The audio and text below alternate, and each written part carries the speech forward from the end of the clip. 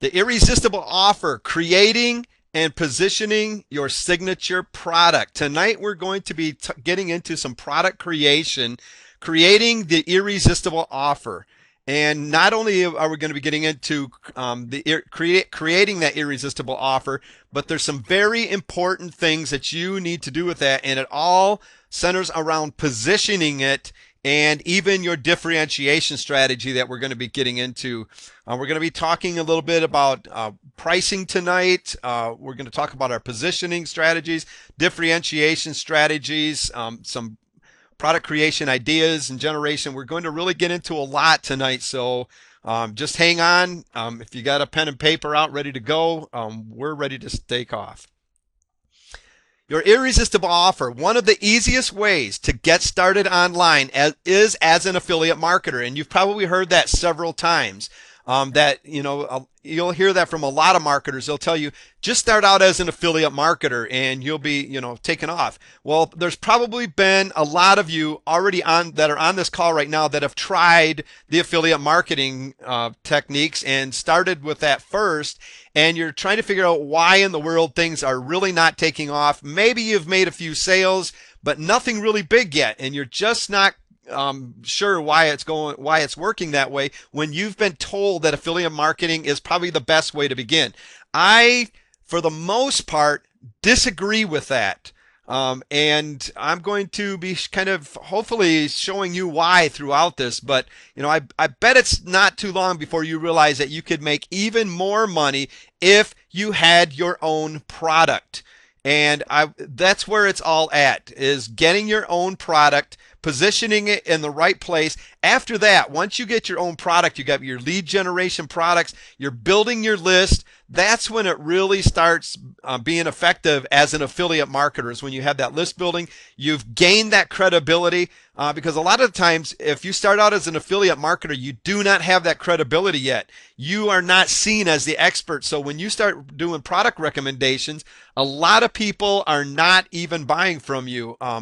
That's something when I first started out, I realized that people were not buying from me, and I had a huge list of people, but they were not buying from me when I first got started. And the reason is because they didn't know me yet, they didn't like me, they didn't trust me. But what happened is I had a list, I had my product, and I was able to start building that credibility that I need. So after that, once I gained all that, that's when affiliate marketing really came into play and really took off. Yes, you can get started with affiliate marketing. Yes, you can make some sales, but if you really want to get moving, make things take off in a big way, you need to start thinking about getting your own product. And there's no better time to get started with it than right now. Marlon Brando said it the best in Godfather Part 1. I'm going to make him an offer he can't refuse. And of course, we all know, if you've seen this, the offer that when Marlon Brando, when the Godfather was talking about this offer that he can't refuse, was basically like, he either accepts my offer or basically it's death. We're not going to go that far, but that's kind of what we want to start putting in your mind, is that the offer that you're making, when that customer sees it, well, actually not even really a customer, but when that lead shows up to your page, to your website, and sees your offer, they go, there is no way that I cannot refuse this. I have to have this. They pull out that credit card and they buy. Now, there's good offers, there's great offers, and then there's irresistible offers. And those irresistible ones are what we're after, those ones that really cause somebody to pull out the credit card and say, I've got to have it right now, instead of going out and searching for maybe one of your competitors' products to see if maybe there's something a little bit better out there. Some required get elements, I call these the get elements for creating your signature products. First of all, and we've covered this right at the beginning, you need to start discovering your niche. You need to decide what niche you want to get started in. Whether it's the internet marketing niche, making money online, weight loss, pets, whatever that niche is, the area that you want to get started in, you have to discover that first. Get going in something, finding out what that niche is. You need to start researching your target market. You have got to know who your target market is. You've got to know what their problems are. You've got to know the language they're speaking. You need to start researching. We've kind of talked about that the first week or two. But you need to understand what your niche is and who the target market is, because there's going to be different targeted markets in each of these niche, and you need to specifically target the one that you're after and find out who they are. And this is a big one. You need to basically get over your fear, which keeps you making one excuse after another as why you cannot make your own product. There's so many times that so many people will say, I'm just plain scared to try. I'm afraid that once I start something, it's going to just fail and I've wasted a lot of time. Well, the thing of it is if you actually go through the product creation and for some reason it fails, the thing that you need to understand is that that's not wasted time, because you now understand the process. You now understand how to create that. But hopefully by the end of this training tonight, that product that you create is not going to fail, because there's some things that you need to have in place that are going to prevent that. But get over the fear, which keeps you just making one excuse after another. Excuses are not going to get you anywhere except basically stopped. You need to get over those fears. Be able, and that's something that it's really hard sometimes to just step out of that comfort zone and put that foot forward and start walking, because we're really not sure what's going to happen. You've never done it before. Guess what? We've never done a lot of things before. When we were little, we never walked until we took that first step. We didn't talk until we learned how. So let's get over the fears and let's just move forward. You need to find out what works for you. Finding out what works for you. We're putting together a system that you can follow. It's a proven system that anybody can take, but within that system, you need to find out the strategies that really work for you. Because once you do, it's going to be a whole lot easier for you to move forward. Now most people are going to use the basic system that we've set up, but there's certain things that are going to be different for you as you start working through this. I don't know what those are. That's something that you're going to have to start figuring out as you go through this. If something's not working for you, it does not mean that, that the system's bad. It means that that particular part of it needs to be, changed a little bit so that it fits who you are. So find out what works for you. If you're not a teacher, you're not going to want to do products and stuff that we're doing that are going to involve teaching. Maybe you're not going to want to do coaching. Find out what works for you. Get excited and have fun. A lot of people, they're scared, but get over that and start getting some excitement. Start generating some excitement. Get other people excited about what you're doing so that they can encourage you and cheer you on with this. But just have fun with it. It's not this big scary demon that's going to, devour you when you start thinking about the products that you're creating. You have to be excited. Once you start doing that, you're going to find out that it's really not that bad, and it's actually a lot of fun. It's really fun when you start seeing that product come together, and especially when you start seeing those sales roll in, and the money starts coming in. It really gets fun at that point. All right, what's an irresistible offer? It's actually quite simple. When your prospect reads or hears about your offer, it should appear to be so incredibly compelling and that you are being so utterly generous with them that they feel like they are totally ripping you off and getting away with it. You need to figure out how you will be able to pump up the offer and make it an absolute no-brainer that your prospect will basically kick themselves if they miss out on it.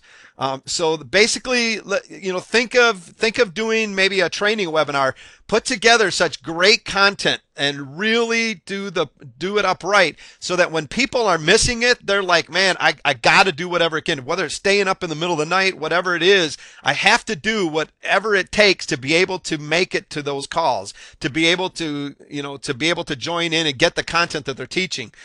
So basically you have to make it so they're going to kick themselves if they miss out on anything, or if they happen to walk away, they're going to go, man, I totally missed out. And they need to feel that. So what makes my product irresistible?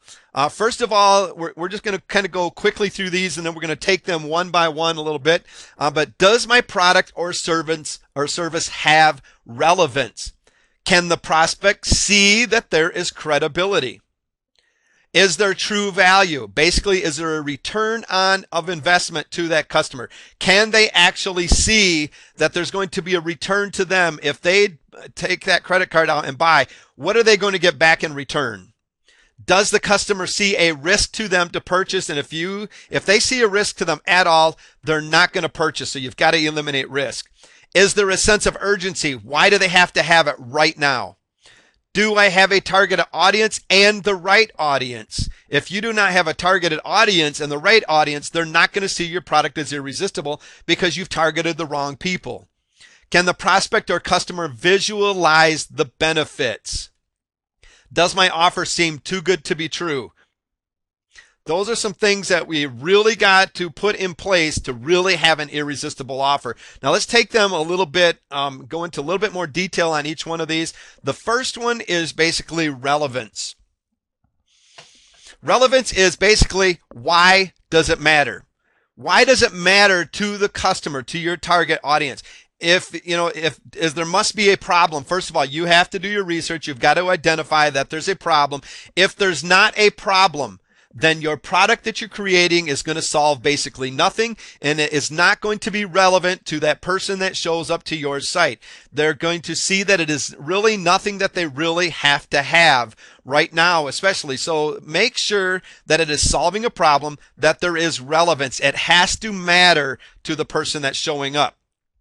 Can they see credibility? You must convince the customer that you are the one that can solve it, that when they have to get to be able to know you. So that's why it's so important for product creation, is to build up your credibility so that people really get to know you. They get to start seeing your brand and start to know who you are. There's several marketers out there that you can sit there and name right now that when you hear their name, you just automatically think credibility and that the products they put out are going to be good, and you really don't stop and think about the products. You just know, you kind of look over them and you go, he's always put out good stuff. This is, a great thing. So you always be trying to do your best when you're doing your products. You have to develop credibility. Your customers have to be able to see that. You have to be able to convince them that you are the one that's going to solve the problems that they have with the product that they're showed up to your site to check out. Does it have value? You can solve it better than anyone else, and the customer will get a high return on investment. Basically, what will they get in return for you for taking up your offer? If the customer sees that they really have a hard time seeing that there's going to be a return on their investment, they're going to have a hard time, especially if you start taking some of these courses that are $497.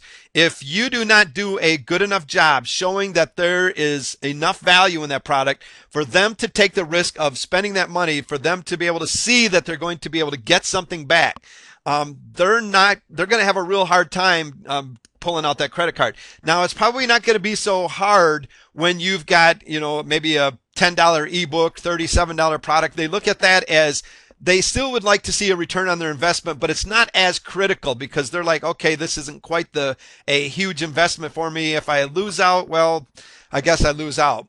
But when we start getting up in price range, especially, they have to be able to see the value in your product. Risk protection. Transfer the risk from the customer to you. You must take on the risk yourself. You must remove all risk from your customer. Take all the risk out of the picture for that customer. If they see that there's a risk, they're going to have a hard time buying that. A lot of the times you're going to see this in your guarantees. Really look at your guarantees so that they're going to, maybe it's even just in the price. Maybe you're going to offer that product as a free product where there's basically no risk for them at all. Maybe you're going to offer them a free trial into maybe a membership type or when they have 30 days free, and they're going to pay for the product after the 30 days. So they have 30 days to actually take a look at the product and make their decision. Remove the risk whatever way that you possibly can from the customer, because if they see it as a risk, they're going to steer away from that. They're not going to be able to, they're just not going to be able to process that in their mind and see that as something that they're going to have to get. They're not going to see that as something that's irresistible when they see that there's risk involved at all.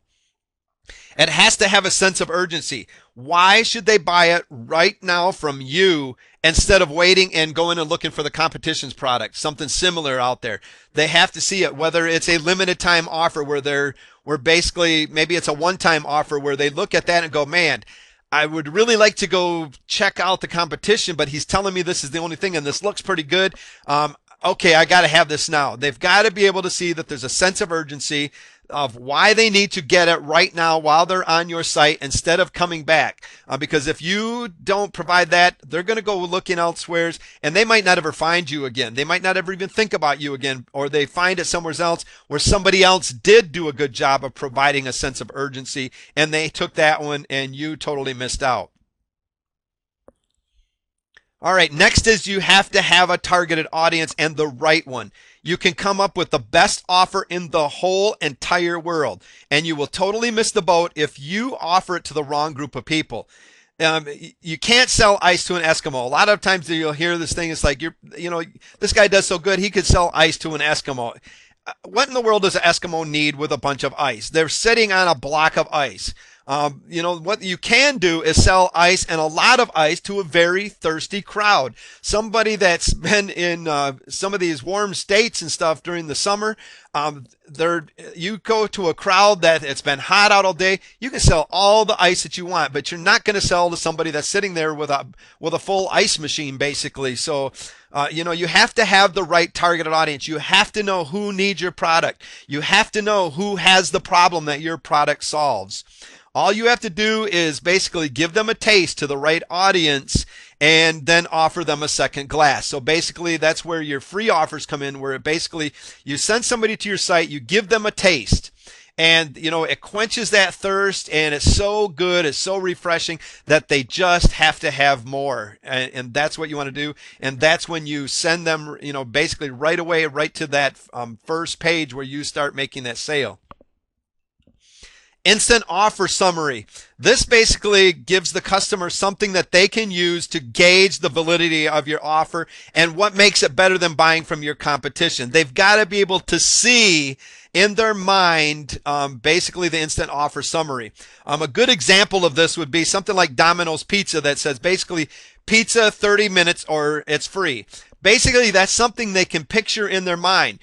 They can picture that Domino's delivering that pizza to their doorstep within 30 minutes, or it's going to be totally free, because nobody wants a cold pizza. So if it takes them forever to get to your doorstep, you don't want to pay for a cold pizza. So you at least know that it's going to be free if they show up after that 30 days. Another good example would be Federal Express. They're saying is when it's absolutely positively has to be there overnight. Basically, they're going to get it there. You can picture that in your mind. You can picture the very next day, Federal Express showing up to your doorstep and delivering you the product. That's what we mean as an instant offer summary. An irresistible offer will have that. They will be able to picture in their mind basically the number one benefit of your product, and that's what you really want to focus on, is the number one benefit of your product. If you can't figure out what the benefit is yourself of your product, chances are most everybody else is as well. So you're going to understand the benefits of your product, but they have to be able to picture it in their mind when they show up, what the benefit is going to be to them. And the last one is believability. Basically, this is nothing more than if your offer sounds too good to be true, it probably is. Now, this one can go either way. You want that offer to say, for them to go, wow, this just is sounding like too good to be true. But you got to put it in their mind that in a way that, yes, it seems like it's too good to be true, but man, I really believe it is. I've got to grab this right now. A lot of products, if you've checked out and stuff, you've went there and in your mind you've said to yourself, this seems way too good to be true. There just wasn't enough believability into it. So when your mind, instead of saying it, you can say it in two different ways. It's like, and this product's just way too good to even be true. And I'm sure there's not, I'm walking away from this. Or you're like, wow, this is way too good to be true. I cannot pass this up. So you've got to be able to put it in their mind where that excitement's there, and you generate that where they show up and say, wow. It gives them that wow factor and stuff where, and basically that's going to be, a lot of that's going to come from your copy and everything else where they're reading this and they're like, wow, this is really good. This is really good. And then all of a sudden you just hit them with something that what we call the wow factor, where they're like, wow, that's it. I have to have it right now. This is amazing. I can't believe that I stumbled across something so good, because they're going to be able to see it in their mind that it's actually going to solve their problem. They're going to see that problem in their mind, and they're going to see that product that they're looking at as solving that, and they're going to be able to all of a sudden see that product, that problem that they have in their mind leaving them. And that's what you want. That's what makes your product irresistible. You need to start thinking long term with your products when you get started out. Now, this is a big deal. Think to yourself right now, will you be satisfied to make just one sale, or would you rather have a customer for life? We've been talking about this throughout our trainings. You do not want a customer just one time. Once you get your customer, you have spent the most money getting them there, buying that first time, getting them on your list even. Now you want to be able to have products in place in your back-end strategy, which we covered in a previous training, to really start drawing them in and buying your products from you. You need to really get them in. You need to start thinking about your products when you're creating them, thinking long term. Be generous. When you're thinking about creating your products, think of being generous. If this means making less profit up front, go for it. It's not going to be all in your front end products. That is not where you're going to be making all your profit from. If you're thinking about creating an ebook and getting it out there, you're going to be mistaken if you're going to think you're going to start getting rich. You've got to start thinking long term. You've got to start being generous with that. So maybe it's in the pricing. You're generous in your pricing up front. Or adding a tremendous amount of value right up front and stuff, and maybe at a lower cost. They have to be able to see that you're being generous with what you're giving, because this is going to really start with your relationships. This is going to really start with the credibility that you're going to be getting. They're going to start basically with your branding, all of it, when they see your generosity. Put yourself out there. You need to put yourself at the mercy of your customers. Once you've got your prospect hooked on what you've got to sell, reel them in again and again. And one of the things, a lot of people are like, well, I really don't want to be noticed. I really want to just kind of be in the background. I want to get out there, get the products out there, but I don't really want them to know me. I don't really want them to get to know me. I just want them to know my products.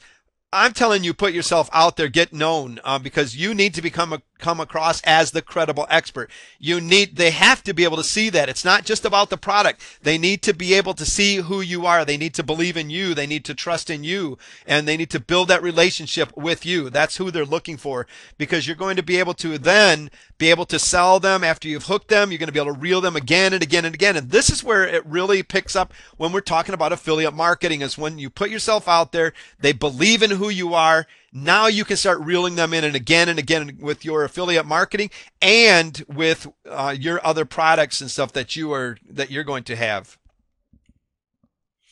Be creative. When you're crafting your offer, let your creativity shine. I've heard people say so many times, well, I'm not really a creative person. I don't believe that. Everybody has some kind of creativity in you. If you totally cannot find it, you need to really start doing some research with some other products, seeing what's out there, and start brainstorming. Then you need to get together with some other people, start some masterminding, so that you can all start using you can start drawing energy from other people and their creativity if you just cannot get it. But I don't believe that you don't have any creativity in you. I believe that once you get started in this and you really put forth a strong effort, you're going to start seeing that creativity in you start shining, and really let it shine. How creative can you be in your payment terms to make it as easy as possible for your prospects to buy it from you and for you to still make money? Of course, we all want to make money. But it's not all about the front end, remember. So maybe you can be really creative in your payment terms and offer it to them free when they first show up. And then maybe you do something in 30 days where they pay for it. Maybe if it's a higher price one, your payment terms are you can split them into a 3 payment.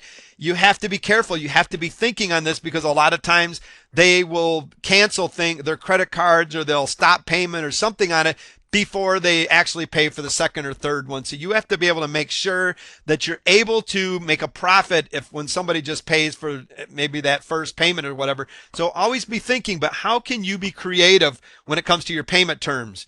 Can you cover shipping? So maybe you're doing a DVD where you have a physical product. Can you cover shipping that is going to get somebody to pay for that? Maybe that's what puts you over the top over your competition because your competition is charging them shipping and you're advertising as totally free shipping where you're covering it all and they say, okay, pretty identical products, but this one's more irresistible because this guy's covering the shipping. That's more in the differentiation strategy as well. That's what makes you different from everybody else, and they have to be able to see that. Can you send them a package for a 30-day trial? We just kind of covered that.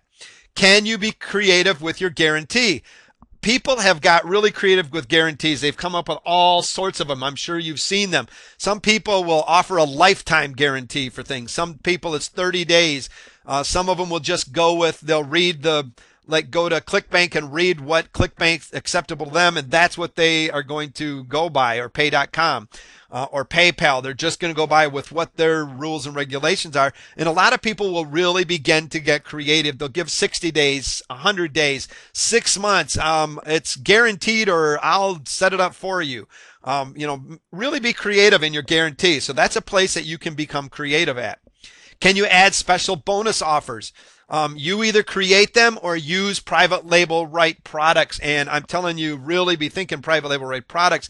They're tremendous value, and especially when you're coming up with bonus products. I guarantee you that most bonus products that you get when you buy something over the internet was that marketer finding a private label rights product, changing it or maybe not changing it, and using it as a bonus offer. They looked for something that specifically went with what they had to offer. They put together a bonus package and they sent it out. What can you do to be creative? And maybe one of those things, creativity, is just adding bonuses to those products to really make it irresistible. It's already looking good, but just some added bonuses really makes it, sends it over the edge so that they have to have it right now. All right, guess we went there. All right, be generous. Ask yourself, do my prospects truly want what I can give them at a low or no cost that will skyrocket the value of my product, and then give it away? Now, that really sounds kind of strange, to basically create a product and something that you've really worked hard on, you've got a lot of value, and then you turn around and you give it away. A lot of people right from the very beginning go, there's no way I can give it away. I'm here to make money, not give my products away to people. If you are in that mindset right now where you're thinking, I cannot give anything away, you're in the wrong mindset. And also the other probably biggest problem that you have not got covered yet is you have not figured out what your back end strategy is going to be. So you cannot see where the money's actually going to come in. You need to come up with something that is so irresistible, and then you need to turn around and say, here, I just created this amazing thing, and guess what? The real wow factor is I'm just going to turn around and give it to you, because this is going to really, really set some precedents here for you and stuff, where people are really going to take a look at you and they're going to, wow, this guy's pretty cool. Look at what he has given me. I cannot believe that I'm getting this for free. Imagine what he's got that I'm going to have to buy. That has got to be totally awesome. So really be thinking that it's possible. Just turn around and give things away. You see it done all the time, and you can be doing the same things.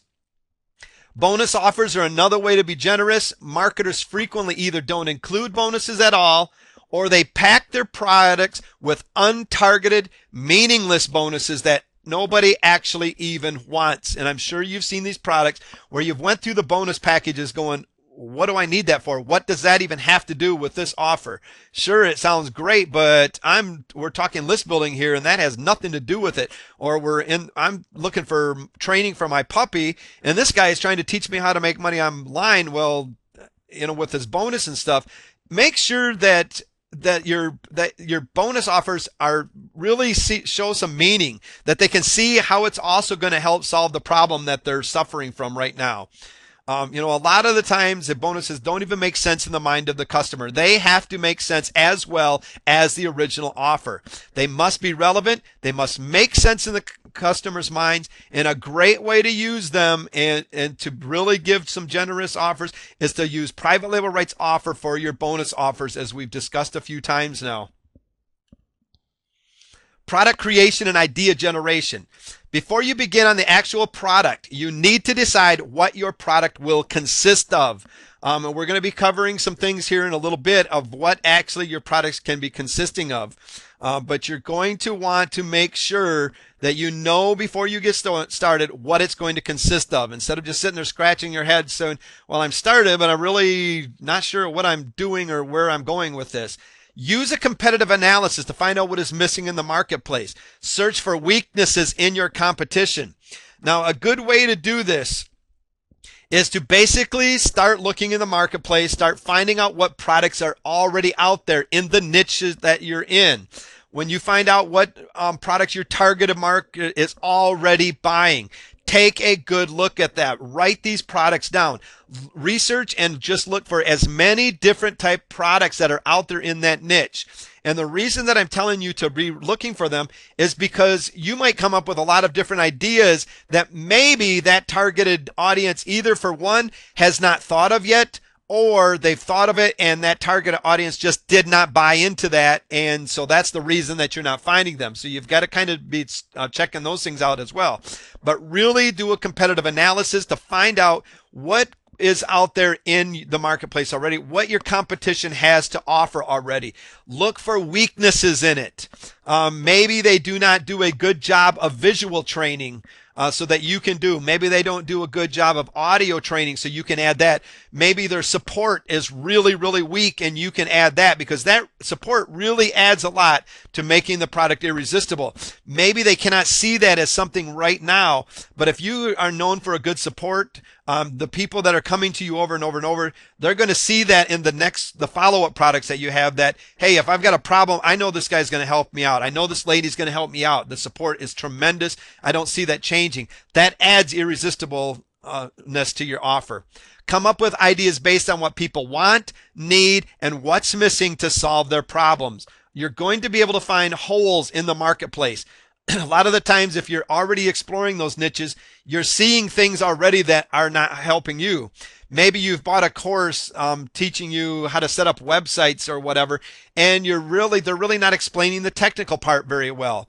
Maybe they just told you how to do it, but you're having problems. So there's a hole there that you could fill, and actually creating something. Maybe you don't create it. Maybe you outsource it. You just come up with the idea. Maybe you're the idea generator and you outsource it to somebody else. We'll cover that here in just a bit. All right, product creation and idea generation. First of all, you have to decide on your main goal. And we've been hearing this thing all the way through all of our trainings, is goal setting. You have to decide on your main goal even when it comes to product creation. There's basically three main goals that you have to decide on. Some of them, maybe your product's going to consist of both of them. First of all, is your main goal to accomplish list building? If that's all that you're that you're trying to start out with your product, you're probably going to not be too concerned about the price point at this time. You're probably going to either be giving that away, or you're going to be having your JV partners drive traffic for you, and maybe you're giving 100% commission, or you're giving 75% commission. You're not worried about that money on the front end. You're just worried about putting that person on your list because you know the importance of list building. So you have to decide this right from the beginning. What is your main goal? First of all, is my main goal just to list build? I'm going to tell you right now, this should be one of your main goals, is to list build, because if you've got your back end strategy set up, this is going to really be easier for you to process in your mind, because you're going to see the money coming after that person's on your list. Is your main goal to make money? If your main goal is to make money with that, then I guarantee you're going to want to have your back end strategy set all up to get them coming in, so that when maybe they came in for free, maybe it was a high commission on the front end, but your goal was to make money. So you've got a one-time offer that you're going to be set, your commissions may be lower. Maybe your commissions are going to be lower on the front end. So as you can see, that deciding on what your main goal even helps you when you're trying to decide on what commissions to, that you're going to put out there. A lot of people go, I'm not sure what kind of commissions I should set. Well, what's your goal? You know, that's one of the first things that I'll ask somebody. Well, what's your goal? Is it to list build? Is it to make money? Is it as the next one, your branding? You know, what is it that is your main goal that you have with that product? Because once we know that, it's a whole lot easier to set our commissions for JV partners, or it's a whole lot easier to set our price points for our product. Because like list building, set those commissions high. And maybe your product is just for free. Get that out there. But really, you know, you have to know that your main goals are. All right, creating products can be easy. There are many different types of products to create. This list that I put together right here is just for you, for some idea generation. I'm sure you've seen a lot of them out there already. This is something just for you to start putting in your mind of things. If you've said, I don't know what to create, I really don't know what. Here's a list of products that you can start thinking about creating. Ebooks. You've seen them a million times. You can create ebooks. Ebooks are harder to differentiate a little bit. They're a little bit harder to position themselves in the mind as something being different than what the rest of the market. You're really going to have to work hard at it. It's really going to be harder for you to really price outside of what the norm is, what your competition is with just ebooks. But ebooks are a great product to get out there to you really deliver a lot of content. Audio files like in MP3s for people to be listening to. So maybe you take that ebook and you turn it into an audio file for somebody to not only own the ebook, but now you've started creating a course where they can read something, they can where they're seeing, and they're actually able to listen now. So you're starting to use the more of the senses and stuff. And you're also starting to put a package together as you can start seeing. Maybe you just have an audio package. You could turn around and take that and transcribe them. And so that it's basically you're adding the transcriptions or sort of an ebook style back to your audios. You could add flow charts. So maybe you're describing something in your ebook where you want to just really show them a flow chart of the process where they can actually visualize the process of what you're talking about there, so that they basically are looking at your flow chart and they can follow along as they're reading, and that after they've read it, they can look at that and go, okay, I get it now. You know, flow charts really add a lot of value. You can go to smartdraw.com is a good place to go. I think they have a free program. You can also have a paid one, but you can create some flow charts using that. Really add a lot. Camtasia how-to videos. Using it tonight, what we're creating our webinar here, we're using Camtasia to record our webinar. This is a product where you can actually take somebody to a website if you want to actually show somebody how to set a website up. Maybe you want to show somebody how to set up a blog. And instead of writing it out in an ebook, you fire up Camtasia, you take them into the cPanel, show them exactly what they have to do to set it up. You take them to the blog, show them how to do a post. You actually show them how to download plugins and get them all set up, to add tags, maybe to add in your all-in-one SEO plugin, whatever. But you actually show them the process where they can watch it on a video. Camtasia is a great place. You can get Cam Studio. It's a free version. Camtasia is more expensive. They've got a 30-day trial. I do not recommend that you go there, get the 30-day trial, and then just end it. I recommend getting it and getting have everything all set up where maybe you'd have your PowerPoints, your training already set out what you're going to do. Fire up that free trial of Camtasia, do all your recordings, get that product out there, start making some money so that you can keep it and pay for Camtasia, because it's a little bit higher price. So basically, get it to the point where you can actually use them, because it's a very, very valuable tool. I would not be without it, and I like it over top of any of like Cam Studio and the free versions and stuff. I prefer Camtasia. It's got some amazing things that you're able to do with it. Resource lists are another great thing. A lot of the times you wish you had the resources of what that product owner had to be able to do that. When they're sitting there talking about create your copy, well, who did you go to? Who created your copy? Who wrote your copy? Who did this for you? Where did you go? It's like, okay, what did you do to record this? What service did you? Well, I use Camtasia. So you add these different resources, create a resource list to add to your product. You can have standalone software products. Web and content-based memberships are actually products that you can create, where you bring somebody in and they pay you a monthly, where you drip feed the content that's into those memberships. Software plugins, like you see your WordPress plugins. If you're really good at programming, if that's the kind of mind that you have, maybe you can create software plugins for WordPress. Graphic packages. A lot of people have a lot of talent in making graphics. You can create graphic packages or anything that complements a structure that many are already using. Maybe you're a great writer and you can create follow-up messages. Maybe you can create articles, so you can put together article packages. Or maybe you can create ebooks really easy. So you create a package of ebooks that you can put out there, and you can offer private label rights to them and even make more money. Or you sell the ebooks, or you give the ebooks away, that whole package away for free. And then you turn around and say, hey, how would you like to buy private label rights to these? They see how good the ebooks are and then go, sure, I'll pay you $37 or whatever for all these, for PLR to these, so I can change them and use them myself. Coaching and mentoring are products. Those are actually products that you can sell. It's basically selling your services where you're coaching and mentoring people.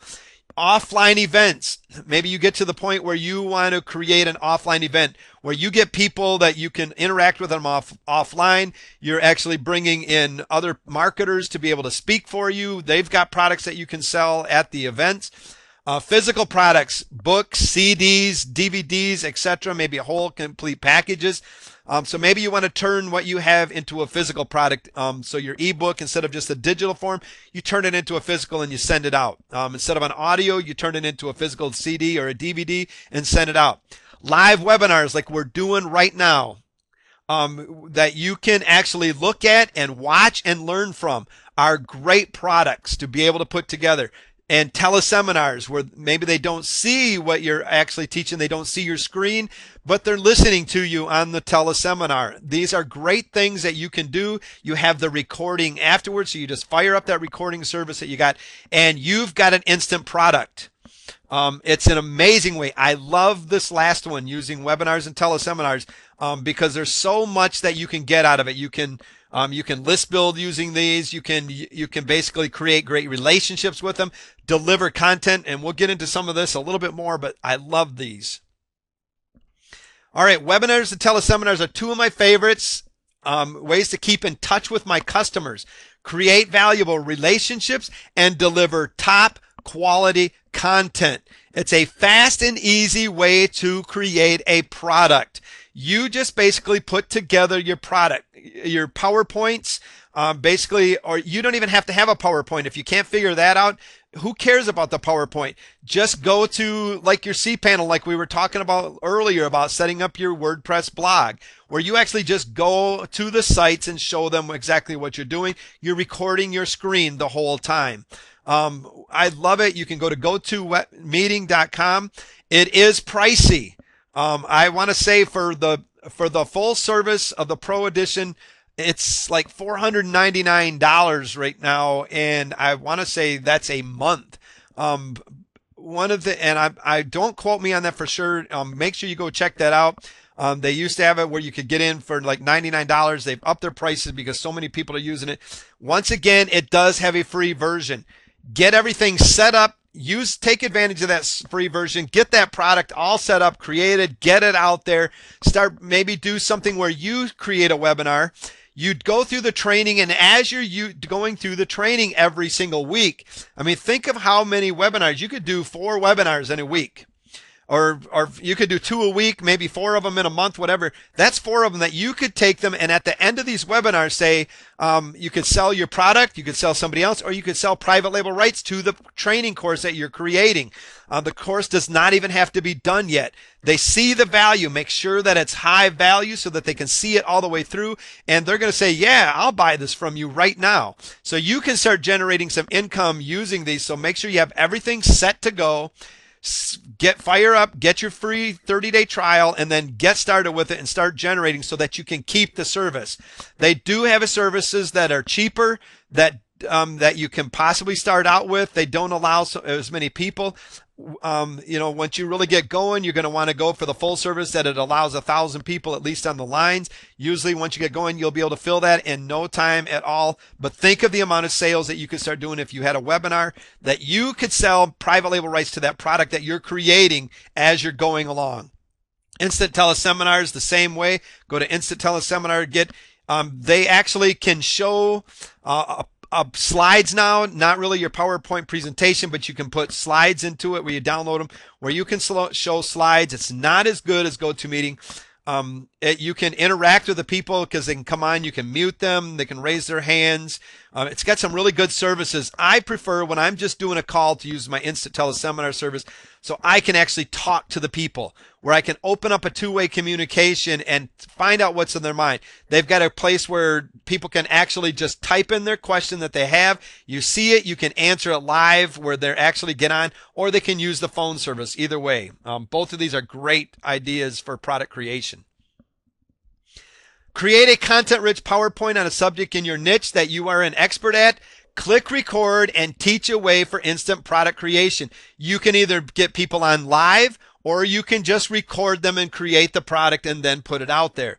Some benefits of using webinars and teleseminars: product creation, product introduction, where you can use them to basically, especially if you have a list already, or you can get other JV partners to send their list, you can use them to introduce your product, where you basically do a product review of your product or maybe a JV partner's products that he's coming out with. Relationship building, where you just get them on. Maybe you just do Q&A calls. Maybe you just get on and offer free content to them to build relationships with your list. Credibility building, where once you start becoming a teacher and they can see you teaching, your credibility is instantly going up. They look to you as the credible expert. That you don't show up to somebody to watch them or hear them unless you believe that that person's an expert, that they're going to be able to teach you. It's a great way. You can use them for list building, where basically they show up to watch the presentation, but to do so, they had to sign into your list first to be able to get the registration link to be able to sign up for your webinar or Instant Teleseminar. So they're going to maybe a squeeze page. There's codes that you can use that you can get a programmer to do very, very cheaply, where you basically can send them to a list. It basically looks like they're signing up to the webinar, but they're actually getting onto the webinar as a registered guest. Also, they're getting onto your list, maybe like as far as Aweber. If you're using that, you can have them going to their name and email going to both places where you're list building. It's vital two-way communication. It's a must to open up two-way communication so that you can start talking with your targeted audience, understand what they're going through. So maybe if you're still missing something, they can tell you. I love to do Q&As. I love to be able to open up with people, because what happens is if I'm running out of product ideas, and people usually will start telling you their problems and what's missing, and then you just go out and create it. There's been several times where we'll do Q&As. The very next day, we've got a product created for them to solve a problem that they've had. We knew what the problem was. We didn't have to guess because they told us what it was. Two-way communication is vital. If you're having product or problems trying to figure out what products great, open up two-way communication. It's a great affiliate marketing tool where you can offer affiliate products, where basically you get people from your list to show up to your webinar, have JV product or partners drive traffic to the webinar, and they can even offer their product as the affiliate product, where you don't even have to have the product. They're offering their own. They do the pitch at the end. They go through your affiliate link, and it's a win-win situation. So basically use a screen capture software such as Camtasia, or you can get Cam Studio and record your presentation and your voice while presenting, and you've got a ready-made product that is so capable of doing so many things for you. Decide on where your strengths lay to create the best product you can create. Again, if you're not a teacher, you're probably not going to want to teach. Maybe it's a skill that you can develop. Maybe you didn't know, and maybe you want to give it a try. But if you find that you're just not a teacher, don't create products where you're going to be doing the teacher. Create a product, have somebody else do the teaching. If you're not a technical person, you're probably not going to want to be doing technical products. You're probably not going to be trying to create software products and things like that. But maybe you got the idea that you can outsource and give to somebody that can do these things. But decide where your strengths are, and you create the best products that you can. Combine competitors' products together to come up with new ideas. So take a look at the competitors' products. Come up with new ideas. Maybe you can combine some of the products that your competitor has. Maybe one competitor's got ebooks. Another one does a great job of doing just webinars. Another one does a great job of having video recordings, teaching how to. So together you can come up with an idea of creating a whole package where you can combine their products and coming up with your own. It really helps in the idea generation. Search websites like clickbank.com, pay.com.com to find out what types of similar products are out there. Look for holes to fill. Maybe you purchase some of these products, you go through them, and you find out what holes there are out there. Maybe you've already purchased them, you've been through them, you already know what kind of holes that are missing out there, and you fill them. So if you already know what the holes are, you're going to know what kind of products to fill. Determine what price point you need to enter the market at to compete. Beware of pricing too low. Don't think you're going to go in here and really make it big by trying to undercut your competition. A lot of the times, if they look at your price and go, why is it so low? They're going to wonder if it's even going to be as valuable as what your competition is already providing them. So be careful. If you're going to price low, you better have a very good reason to be doing so. Think Rolex versus Timex. Timex can probably come out with just as good a watch. It's got maybe just the same kind of features and benefits again, but one of the best thing about Rolex is when you start thinking about Rolex, you think as having more value. So think of that when you're doing. You want that customer to think that what they're looking at right now, if it's not in their mind yet, if they see that price right away, they're starting to think, wow, this has probably got a lot of value if they're offering it, wanting me to pay this price. So they're going to, let's take a really good look at it. But think Rolex versus Timex. Think you want your customers to be thinking Rolex versus Timex. Look for private label rights products you can tear apart and use to include in your own package. This is a great way to get started with product creation and idea generation. Maybe you can find some major courses out there where you can tear them apart and make smaller courses, or maybe you can find products that offer several modules where you can take and create several different courses. So maybe they're video recordings and you can add ebooks to each one of those. Whatever that comes along. Maybe they've got PowerPoints. You can take them, do your own training. Really take a look at products that offer private label rights to them. And if they're good, take advantage of them, because one of the things they're really going to help you do is they've already came up with the idea. When people offer private label rights, they've already researched the market. They know what's selling. That product's already something that's making money online, and you can take it and use it for your own product. You can take it, you can change it, brand it yourself, put your name on it, and use it for your own products. All right, we're going to talk a little bit more about using PLR. The problem is that creating your own product could take you weeks and sometimes months to produce. And you've probably already seen that. A lot of times it's just being stuck of what really to get going on. And hopefully we've helped you out a lot tonight. But this is if you have an idea to even a product what you want to produce in the first place. Many product creators use PLR content for their products, as this saves time and money and gives them access to material that has already been researched and created and is easily accessible. And you should always try to get high quality content.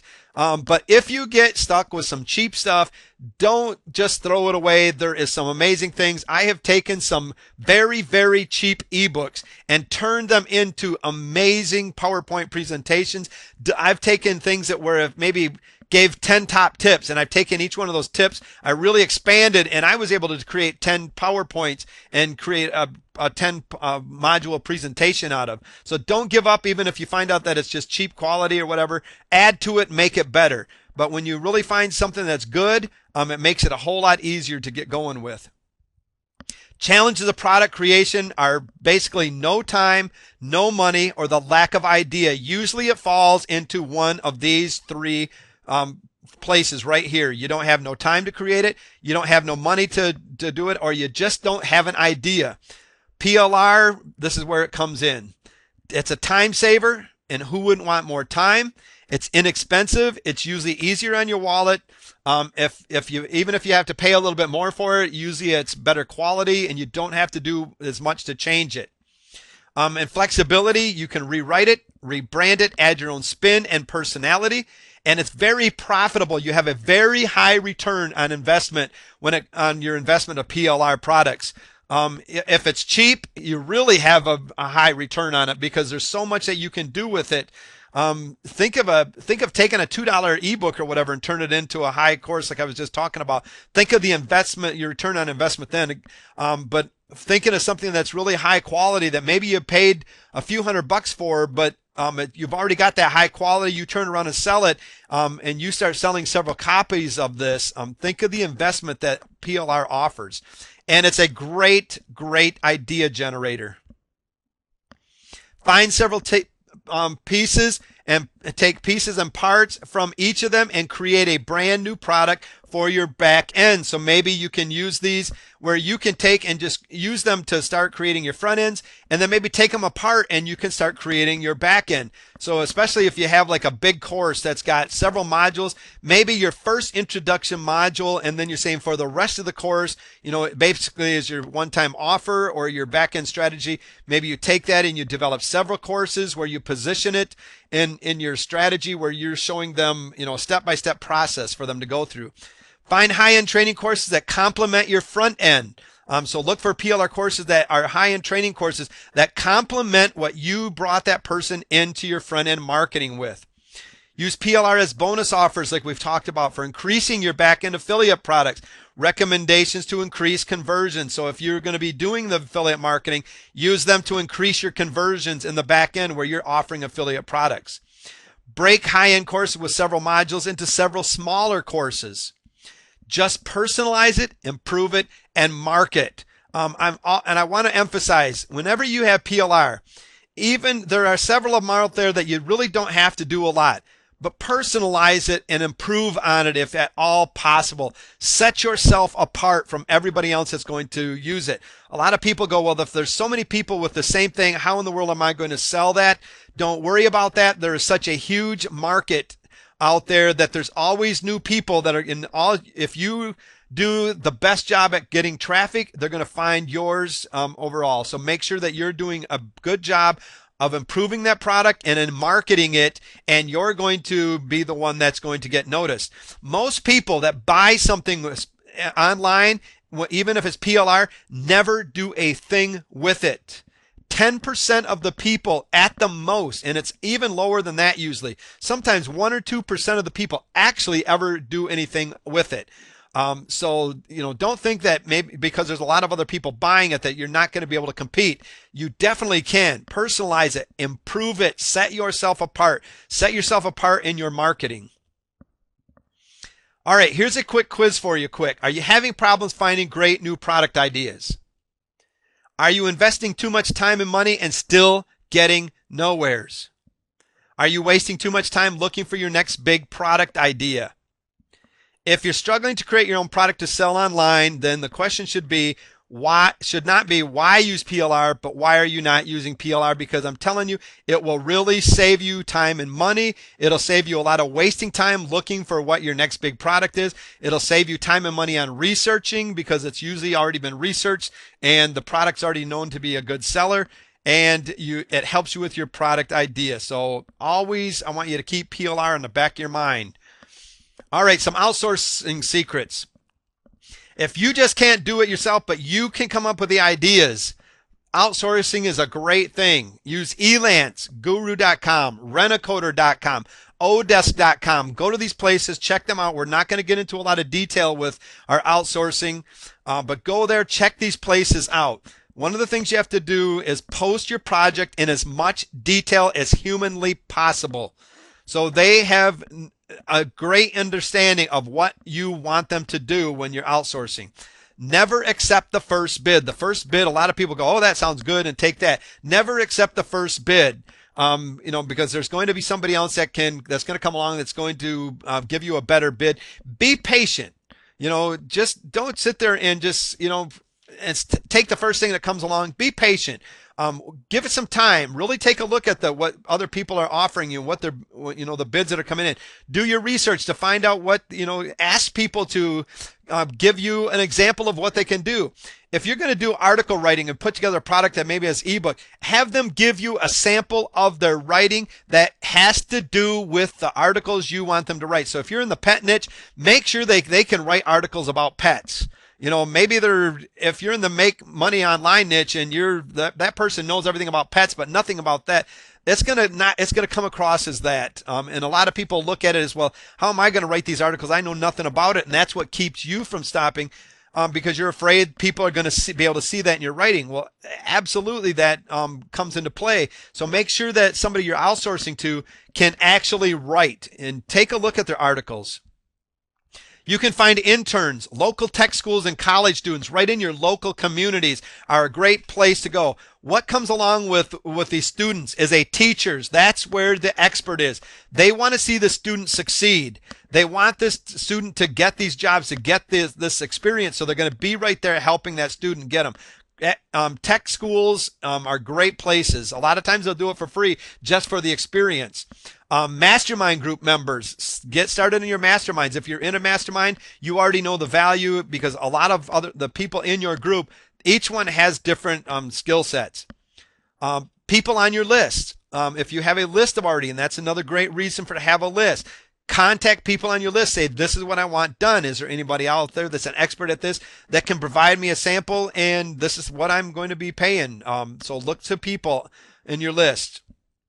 Splitting profits with partners works for copy as well. And what I mean there is, a lot of times this kind of goes to you having different skill sets. So maybe you have a skill and your partner has different skills. This really works good if you can find somebody that's good at the technical skills when you're not. Don't think that you can't take on a partner and share profits with.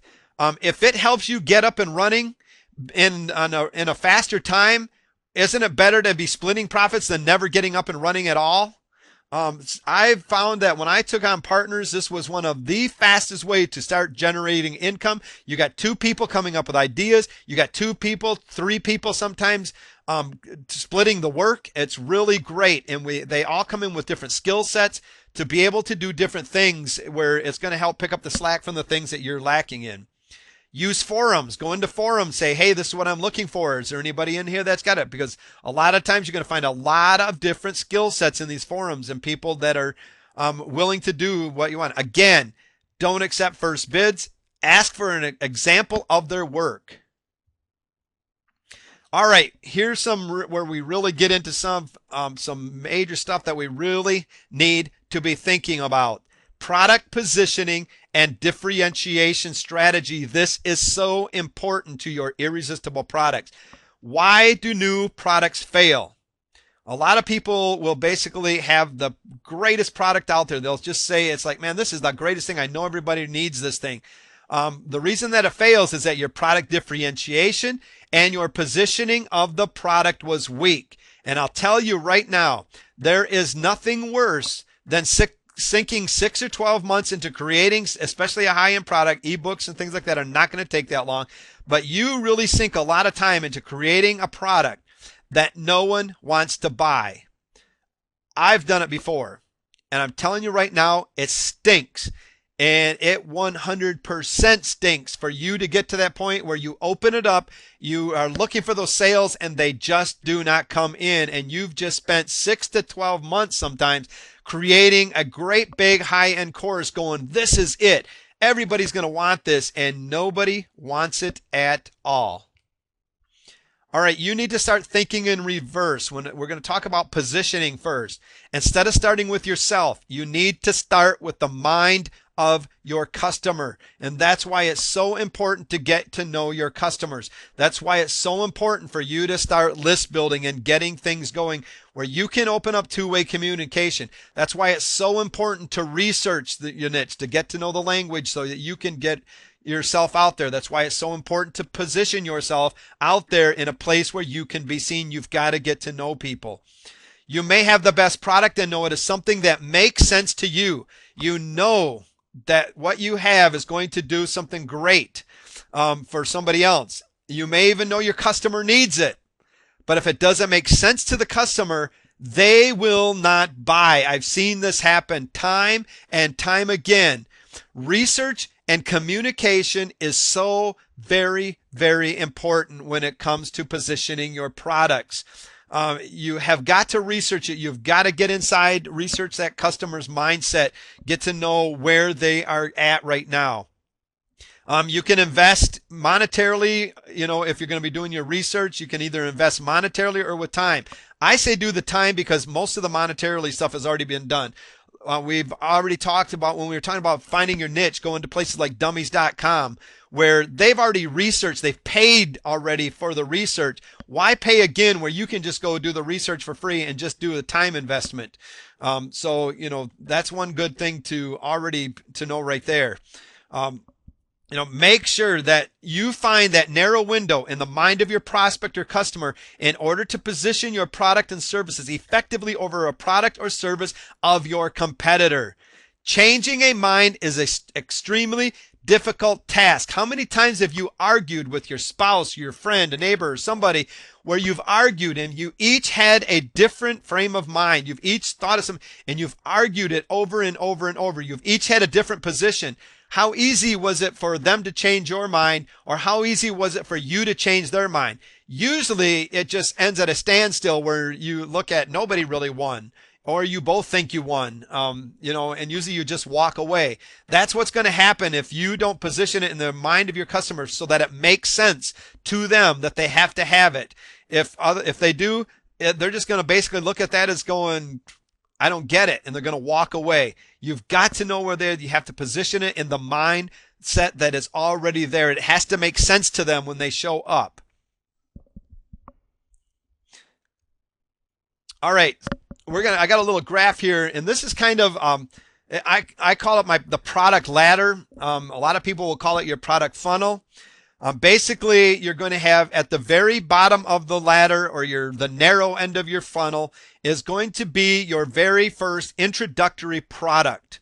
This is where you're going to position the best product that is going to have a high value, that is going to make sense to that customer coming in. It's an entry-level product. It's going to make sense as an entry-level product. And for that customer to come in there, it brings them into your product ladder or your product funnel. Now, in between there, you need to control as much as this. You need to fill and control as many of these gaps as possible, either with your own products or affiliate products. And this is where affiliate marketing really comes into play, is if you can position them properly. All your customer cares about is that they are able to start from the bottom and get to the top, which offers them solutions to the problem that they're having. That is your ultimate solution. That's going to be your high-level products. Maybe your coaching and your mentoring, your offline products, your high-end video courses, how-to courses, or whatever you have up there. Your higher-end products are the solution, where it's really going to give them the solution to the problem. You bring them in the beginning, and you march them up that ladder. If you can position an affiliate product in there instead of your own, great. Maybe your affiliate has a great technical course that you can slide in there when your products are having a technical problem that you are not able to help because you're not technical. So you bring them in, and all of a sudden you're teaching them you're telling them they need to set up the website. Well, they're all of a sudden going, I can't set up a website, and this product's really not showing me how. Well, you're going to understand that once you know your customers and you understand what's going on them. You're going to know that you can position an affiliate product in there that helps them out. But you got to know where they're going to be at and what products to be able to put in there. A lot of people will do product recommendation. They're just recommending every single product that comes along, and it makes no sense to the customer, and they're not doing very well in their affiliate marketing. And that's a lot of the problem out there. They're just marketing products, an affiliate product that makes no sense to that customer at all. The more help you provide your customers to fill this gap, all these gaps in here, the more value that you're going to add to them. This differentiates you from your competitors who are still scrambling around at the bottom of the ladder, because they're going to see that you're adding value. They're seeing that you're filling each one of these positions for them to walk up. So they're seeing you as helping them over top of their competition that's out there.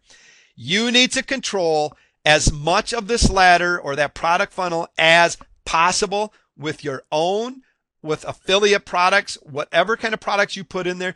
Position them correctly, and they have to make sense in the mindset of that. I can't stress that enough. Let's say that you have a mindset product where you're trying to teach a person that they have an improper mindset right now.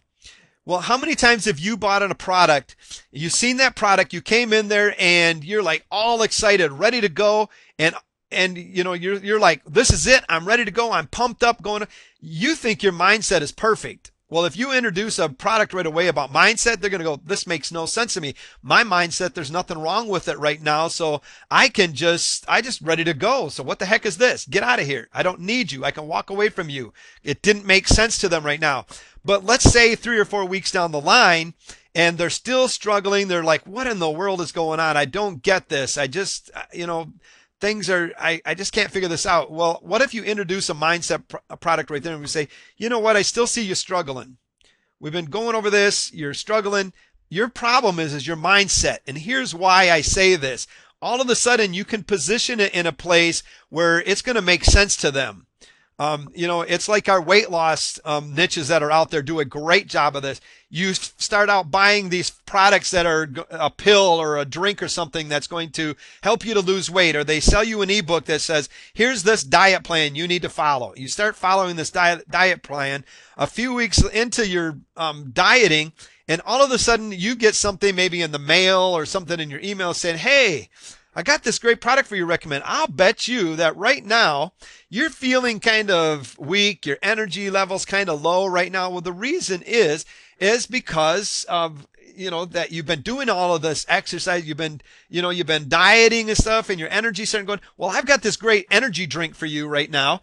All of a sudden you're like, yeah, I am feeling a little weak. I'm not waking up. I'm not really feeling like doing the exercises that I'm supposed to be. I feel like eating myself a great big old steak or whatever and a big old dessert to get some of that energy back and feel good about myself. Man, I'm going to try out this energy drink. Well, a few weeks later into it, they're going, hey, guess what? You probably plateaued about now where you're really not seeing a whole lot of weight coming off anymore. Well, the reason is because you need to add a different type of exercise into your program. Well, guess what? They have a certain product for you that is going to help you implement that new exercise. And you're like, wow, they're right. How did they know that? I have plateaued. Man, I've been wondering why I haven't been losing any weight in the last 3 weeks or whatever. Well, guess what? They knew the customer's mind. They've followed their customer. They've researched. They've taken customers through this. They know exactly what the average person is going to do in their program. They know where to position what product, and that's what you need to do with your products when you're positioning them. They have to make sense to that customer, and you continue to add them until that customer says, I've had enough, or the problem is solved. All right, your differentiation strategy. This is your action designed to produce products or services that customers perceive as being different from your competition. You have got to have products that your customers perceive as being different from the competition, especially if they're already on somebody's list and you're just getting started out. Why should they accept what you have to offer if they cannot see anything different than what they're already getting? You've got to be able to offer this. A marketing process that showcases the difference between products. Differentiation looks to make a product more attractive by contrasting its unique qualities with other competing products. So the customer shows up and they can see in their mind the differences between the other products they've seen, or maybe the competitors' products that they're already on. They're going to be able to see the differences that they've got, and they're going to be able to accept those differences and see that those differences are going to add to them a higher benefit. Successful product differentiation creates a competitive advantage for the seller as customers view these products as unique or superior. So if the customer's coming on, those leads are showing up, they're showing up to your website, and they see that your products are unique, they offer something different or superior to what the customer is already experiencing, this is going to prove to give you the competitive advantage over your competitor.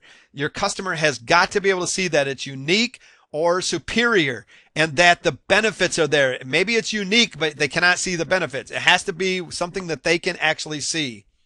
Most of your customers will be suffering from information overload syndrome. You will find that the customers will only accept new information if it matches their current state of mind. Basically you have got to be able to get inside of that mind. Many customers' minds are building up basically defenses against those huge volumes of information that's being communicated to them today. Think about all the information that you're seeing on the internet.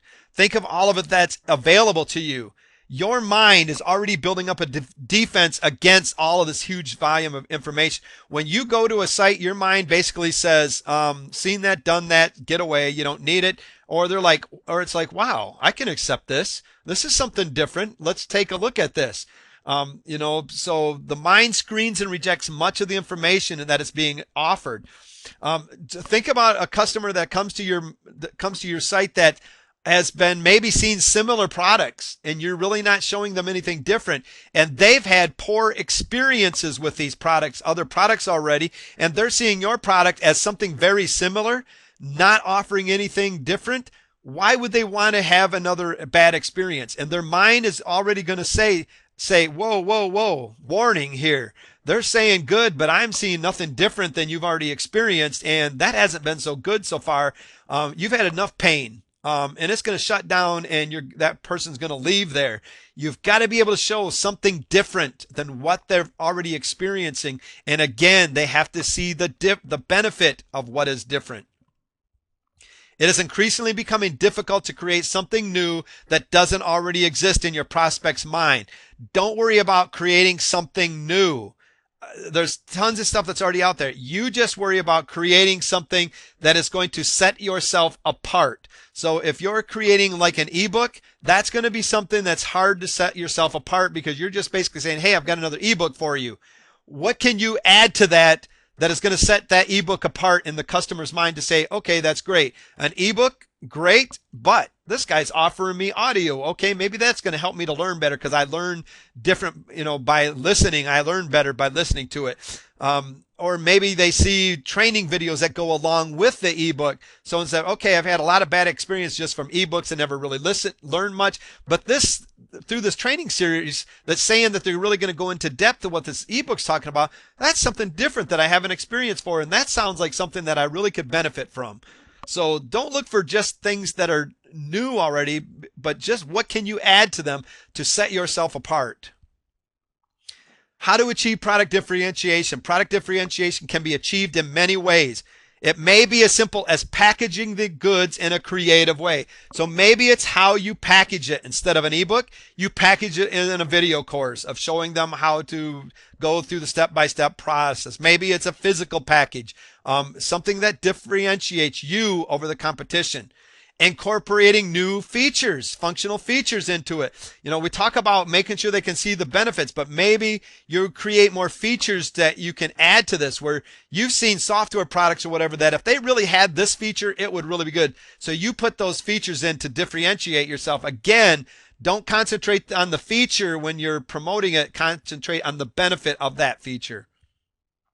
Sometimes differentiation does not involve changing the product at all, but creating a new advertising campaign or other sales promotions instead. So a lot of the times it's going to be up to your advertising campaign or the sales promotion. So your JV partners as showing that this is something different that you guys got to check out. So it's in your marketing skills, your campaign, for your advertising, so that when they see your advertising, that they say, this sounds like something different I need to go check out. Maybe your JV partners are promoting it and they promote it in a way that this is something new that the market hasn't seen. And where this comes into play is, especially if they have a list of people that already trust them, they go, okay, he's saying, this credible expert that I've been following is saying this is something the market hasn't seen, but it's unique, it's different, but it's really good. I'm going to go check it out. Maybe it's really not all that much different there, but it's been put in their mind right now for them to go and check out because somebody else said that it was. So sometimes it's not about changing the product, it's changing the advertising and the sales promotions. A product differentiation strategy requires effective communication with customers. This communication comes in your advertising.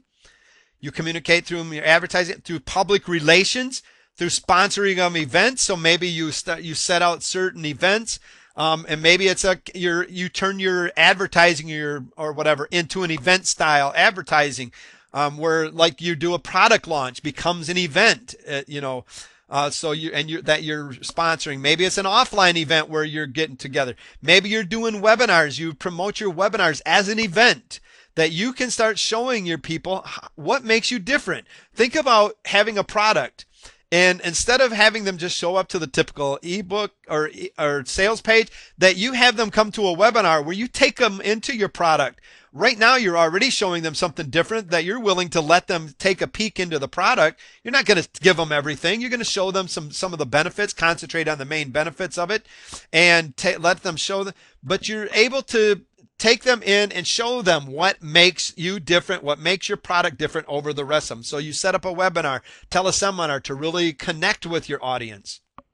Advertising will usually play a critical role in the effective product differentiation strategy. It's very important that your advertising really shows the differentiation strategy. It plays a very critical role in this, whether it's your JV partners advertising, whether it's an ad, it's your webinars, however you're advertising your products, they must be able to see the differentiation strategy that you have in place. It's not 100% necessary to create a product with actual differences if you can effectively convince customers that real differences actually exist. You have to be able to convince them that those differences are actually there if you're not going to actually have differences there. So it's not necessary to create the differences, but you have to be able to show the customers and make them believe the differences are there. Products with actual differences will have a much easier time convincing customers that those differences exist because it's easier to show them, but not 100% necessary. All right, summary of product differentiation. The main points from the discussion that the students need to understand are: successful product differentiation leads to customer preference from products and services, that your customers are going to prefer your services and products over the competitors if you have successful product differentiation. Customer preferences lead to premium prices paid for products and services, because you now become one of the people that are in the lead. When you start getting these people on your list and preferring your products and your services, you are now leading the way, and it's easier for you to start setting premium prices where you can start setting the prices in the marketplace instead of just following what everybody else has already got out there just to be able to compete. Once you have customer preferences and where they really see your differences, they're sticking with you, it's easier for you to get higher prices. Many possible bases of differentiation. In fact, almost anything could be a base of differentiation. Features and benefits, packaging, new advertising, and sales promotions. All of these things plus many more are ways to differentiate yourself over your competition. Product differentiation may and usually leads to competitive advantage. You now have the advantage over the competitors when you can honestly show that what you have to offer is something different and unique, and that they can see the benefits in it that they have to have it over top of what your competitors have, because now they're coming to you and you're leading the way. All right, let's quickly go into product pricing. Pricing your irresistible product or service is a very important decision you will need to make. A lot of people go, I got a product, but I don't know how to price it. How should I price it? Well, again, we just kind of talked about that a little bit in product differentiation. Once you have gained that customer preference where they're coming to you, it's a little bit easier for you to set the way and start setting the tone for pricing and start experimenting with some higher prices.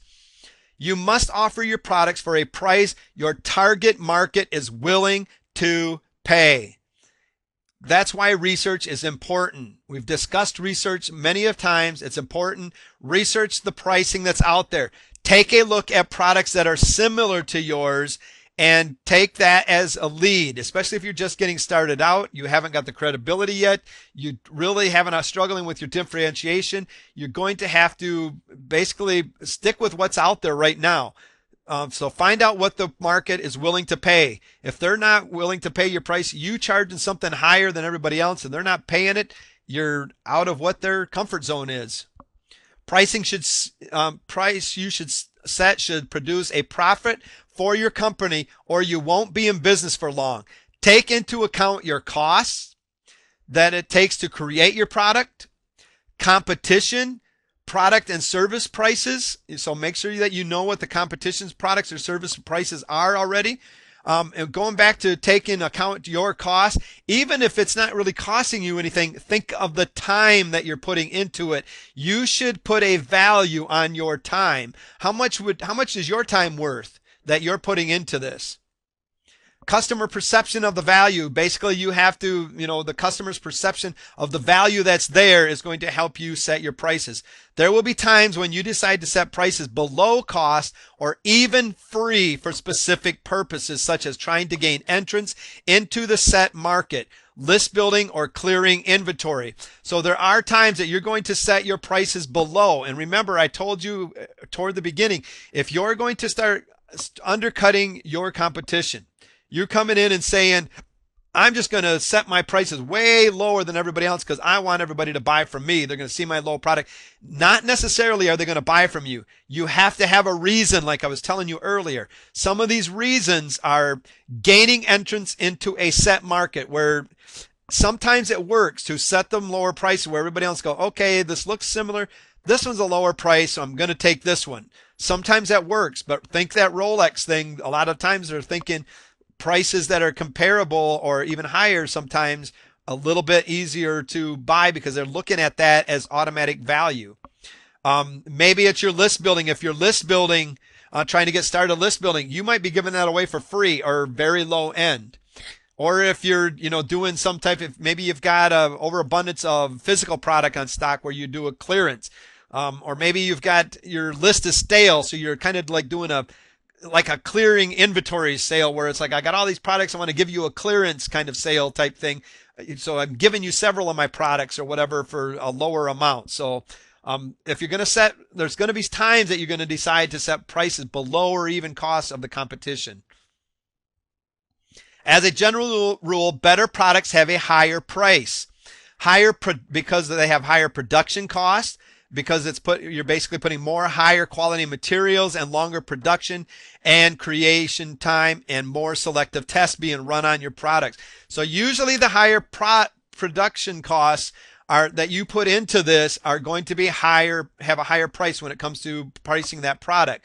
So think about what you're putting into it. If it just took you a little while to create an ebook, probably lower prices. If it took you hours and hours and hours to put together this training course, you're going to start thinking higher production cost because you're looking at the time that investment. You're looking, if you're outsourcing, what other people are charging you for their time. So maybe you're putting higher quality material into it. Maybe you're doing more testing on your, maybe it's products that maybe have to do with technical things where programming and stuff where you really have to do a lot of tests on things. So that's going to take longer. Those are going to start having higher prices. They have a bigger expected advantages for clients. A client usually expects more advantages for a higher priced product. So if it has expected advantages, higher expected advantages, you can put a higher price on it. Consumers, without their own opinion nor the capability of directly judging quality, may rely on the price to reflect the quality. So maybe they're not able to really see the quality of the product. They're going off of it thinking that the quality is there, but they really cannot judge the quality. They're just not able to form their own opinion. A lot of times they're going to let that price reflect the quality. They're going to think lower price over the competition, maybe lower quality. Not all the time, but that's a lot of times what the mindset is. If they see a higher price, they're going to maybe thinking higher quality. They will prefer to pay a higher price because they expect quality to be better. And this really helps you once you start getting that credibility. You become the credible expert. It's easier for you to start getting these higher prices and stuff from yours and they're going to prefer to pay that because they're going to know that quality is there. Now, there's an important flaw to consider is that it can be purposely exploited by the seller. A lot of the times, you're going to find sellers out there, and don't do this. A lot of times, you're going to find sellers out there that are going to set higher prices just because they know that the customer is going to think there's a higher quality and they're going to buy it. So they're going to automatically, I'm going to set my price higher than everybody else because the customers are going to think it's something better. And then when that customer gets it, there is no quality whatsoever. This results, with the result that not all highly priced products are of good quality. You're hurting yourself. You're hurting the market because if you start doing this where you got high products, you're saying the quality's there, they're paying this and not getting this. Pretty soon, you've got that customer showing up to the next product that's a higher price, maybe not seeing a lot of difference. Their mind saying, remember your past experience. Bad quality for that higher price, so be really careful here, and they might not think it. So you're hurting yourself if you're not going to actually offer the quality that your price is reflecting. So you can have a higher price to reflect higher quality in your customer's mind, but make sure it's there. Don't cheat your customer. Add the value into it so that they see it. Otherwise, you're hurting yourself. Competitive pricing, generally used when there's an established market price for a particular product or services. And this is really the only kind of price we're really going to concentrate is competitive, going out there, seeing what's there and, as far as quality, what you have and the prices that are out there. This usually generally helps you set a price point for yours. If all your competitors are charging $37 for a 100-page ebook, for example, that's what you should be charging unless you can really say that there's a lot more to value to this ebook. You can show them somehow, which an ebook's a little different, a little harder sometimes to really show that there's more quality in there. But if everybody's got a 100-page ebook, try to be competitive in the pricing. Research your competition, find what's out there. Maybe it's going to be lower for that as an entry level, but make sure you can explain each, whether you're going higher or lower. Competitive pricing is used most often with markets with products that are more difficult to differentiate from another, which is a lot of the time in the digital products where everybody's got kind of the same products. It's a little bit harder to differentiate yourself. That's where you're going to want to really stick to the competitive pricing where you keep your pricing in the same range as that. Otherwise, you're going to have a hard time competing. Market leaders will often set the price that other marketers within that same market will usually be compelled to follow.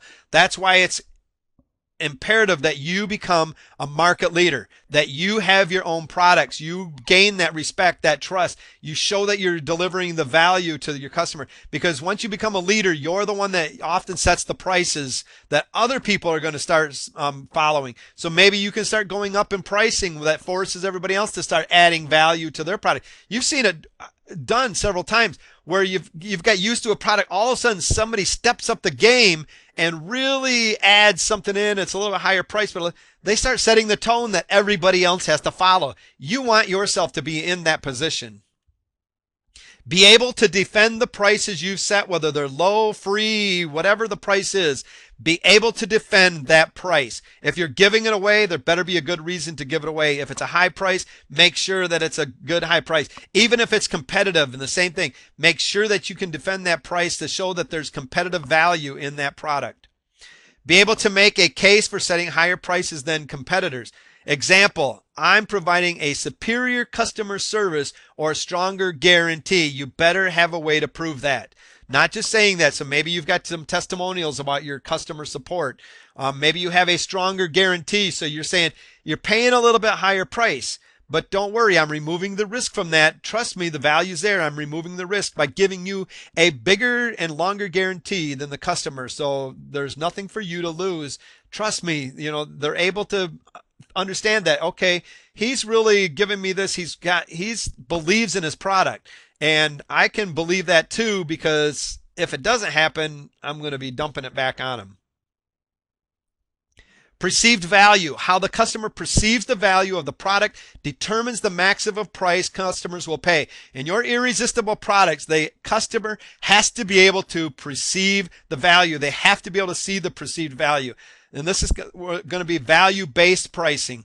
Ways to create perceived value are established reputation. When you have an established reputation, customers are going to perceive your products as having a higher value. The marketing message is going to create perceived value. The packaging that it is, just creating things like graphics, however you pack it, maybe it's a physical package, sometimes has a higher perceived value than a digital package. A lot of times you'll see somebody offer a digital package after they've done a physical package for a lower cost, because the physical package had a higher perceived value. Your sales environment is going to basically give you a higher perceived value. So maybe you've got JV partners promoting it. So the sales for you, they're saying, I recommend this to you. And there's somebody that person trusts. That gives it a higher perceived value. Adding bonus offers gives a higher perceived value. It's kind of self-explanatory. Testimonials, where other people are endorsing your products. Be careful with testimonials using somebody saying how much money they've been making. You better be able to prove it. If the FTC comes looking after you, a lot of the times, I'm only going to use a testimonial that's going to say, hey, this guy's great. He's awesome. Got great products. I really benefited from them. So, use testimonials that are really going to add perceived value to your programs and your products. Strong guarantees, where you eliminate risk, gives perceived values. Show benefits, not the feature. If they're only seeing features and not benefits, they're not going to see the value in it. A benefit has a higher perceived value than a feature. Add affiliate programs. These are ways that they can make money. If they can see that there's an affiliate program, they're going to go, wow, I can make money back. That all of a sudden puts a higher perceived value on that product. A higher price sometimes gives you a higher perceived value. Graphics puts in the mind that the product is real. So a lot of times you'll come to a thing, maybe it doesn't have a graphic, it's hard to picture what they're talking about. If you see a graphic of that ebook, all of a sudden you're thinking physical book, you're thinking an actual book. Now be careful, a lot of times you can add under there, this is just a representation of the digital product. You might want to clarify that, because you will get people just coming online that'll say, hey, I thought I was getting a actual ebook in my mail, I haven't got it yet. And it's like, all I got is this thing on my email that I can download it and stuff. Well, that's the product. What did you expect for $10? Well, I seen a picture on it. So be careful when you're, adding graphics. Maybe you want to put a disclaimer that, that this is just a representation of the digital product itself. Sell, resell, or PLR to your product. So you have your product, maybe you offer a one-time offer or something where they can turn around and sell the resell rights, or they can turn around and sell private label rights to your product. This offers a higher perceived value, because they can see themselves as a way to make back the investment that they're putting forth. An obvious and important component of perceived value is the differentiation or comparison customer makes between you and the competition. Perceived value pricing makes you look at things from the customer's perspective. If the customer doesn't or can't perceive the value worth pulling out the credit card and paying for, you need to rethink your game plan. So if you're seeing that your customers are not pulling out that credit card, you're going to start taking a look at what's going on with them. You're going to start maybe trying to look in through their eyes and finding out what's going on. So it causes you to really take a look at things from their perspective. The perceived value is really going to be that place where your customers come along and see your differentiation strategy, and they're going to see you as having more value with your products than your competition. So why not just be an affiliate marketer? Why have your own products? It's a food chain.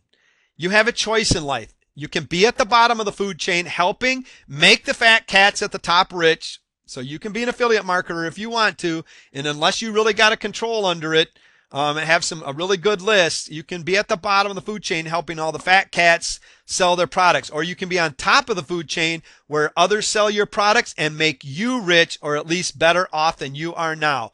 Which would you rather do? Sell somebody else's products and struggle to do that, or have somebody else sending traffic to your products and helping you sell them? You've got people that are out there trusted. They've already got a list, and they're helping you by sending traffic and selling your products by recommending them.